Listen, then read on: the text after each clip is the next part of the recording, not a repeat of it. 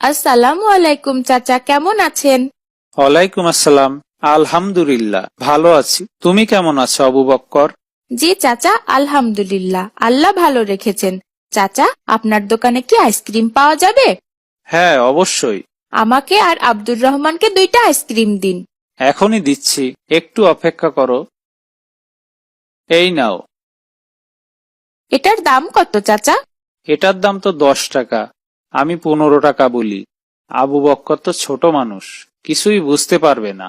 ওর কাছে 10 টাকার আইসক্রিম 5 টাকা বেশিতে বিক্রি করব। এটার দাম 15 টাকা। এই নিন চাচা, এখানে 50 টাকা। 2টা আইসক্রিমের দাম 30 টাকা রেখে বাকি টাকা ফেরত দিন। এই নাও বাকি টাকা। আসসালামু আলাইকুম চাচা। ওয়ালাইকুম আসসালাম।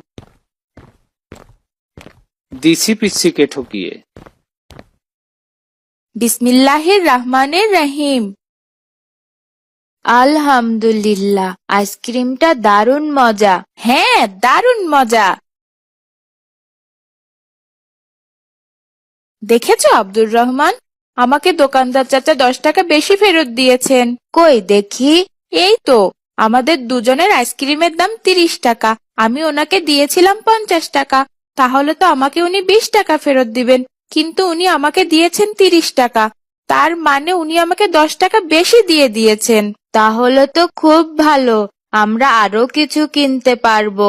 কিন্তু উনি হয়তো ভুল করে দিয়েছেন, আমাদের এটা ফেরত দেওয়া উচিত। চলো, এখনই ফেরত দিতে হবে। ঠিক আছে, চলো।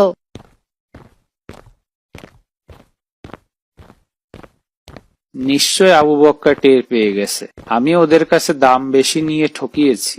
এখন কি হবে? আসসালামু আলাইকুম চাচা। ওয়ালাইকুম আসসালাম। কি হয়েছে আবার?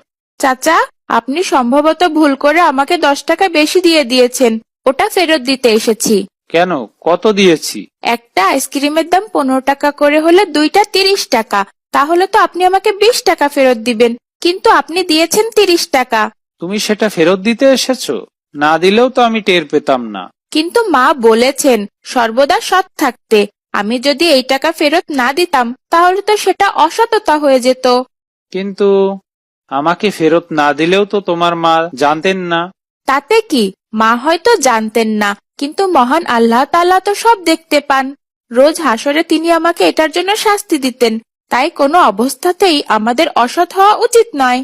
তুমি এত ছোট মানুষ হয়েও আল্লাহকে এত বেশি ভয় পাও। আল্লাহর ভয়ে আমি ভুল করে দেওয়া অতিরিক্ত টাকা ফেরত দিতে এসেছো? জি চাচা, আপনার টাকা ফেরত